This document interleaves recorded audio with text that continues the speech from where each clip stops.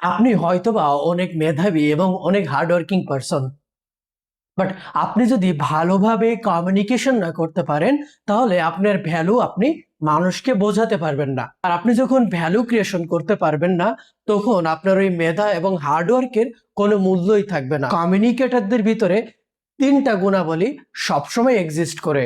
তো চলুন সেটা দেখা যাক। প্রথম হলো মন দিয়ে শোনা। যারা ভালো কমিউনিকেটর তারা মন দিয়ে শোনে। তারা মানুষের কথাগুলো বুঝে শুনে এবং ইমপ্যাথি সিম্প্যাথি দেখায়। বাট আমরা ম্যাক্সিমাম মানুষ একটা ভুল করি। যখন কেউ আমাদের সাথে কোনো কথা বলে, আমরা সেই কথা শুনতে শুনতেই নিজেদের ভেতরে উত্তর তৈরি করে ফেলি যে কখন তার কথা বলা শেষ হবে এবং আমরা বলা শুরু করব। দ্বিতীয় স্টেপটা হলো কঠিন কথা ও সহজভাবে বলে।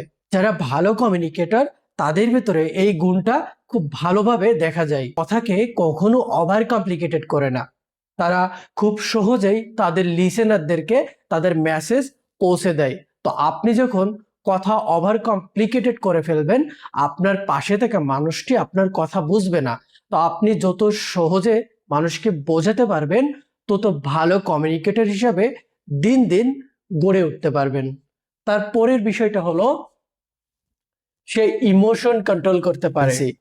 তারা তাদের ইমোশনকে কন্ট্রোল করার চেষ্টা করে। প্রতিনিয়ত তারা প্র্যাকটিস করে কিভাবে তাদের ইমোশনকে তারা কন্ট্রোল করতে পারবে। তারা অশান্ত পরিবেশেও নিজের টোন, নিজের কথা সবগুলোকেই কন্ট্রোল করতে পারে, যার ফলে তারা খুব সহজে মানুষের ভিতরে ট্রাস্ট বিল্ড আপ করে।